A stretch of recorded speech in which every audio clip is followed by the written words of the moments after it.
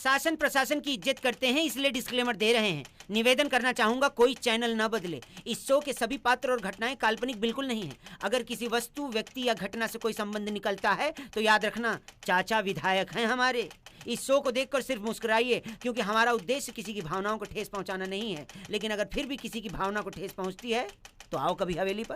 तो संगवारी हो, हमन खड़े हैं अपन गांव के बीच मैदान में। मैदान जो है वो पूरा कचाकच भीड़ से जो है वो भरे हुए है।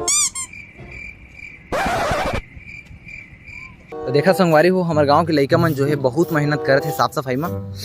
तो आवा हम उमन के संग में जो है साफ सफाई में थोड़ा सा सहयोग करथन। तो चला अभी कचड़ा माला जो है डस्टबिन में डालथन।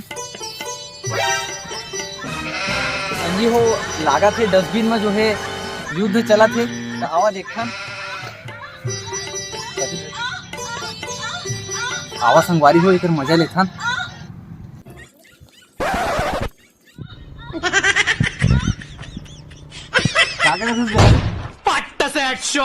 कार्टून दिखा रहे हैं भैया। तो लाओ जगह नहीं मिली भाई। सच्ची में भैया कार्टून दिखाते रहे हैं। बता तो मोबाइल ला। धर धारे का नियत खराब है। Run. अरे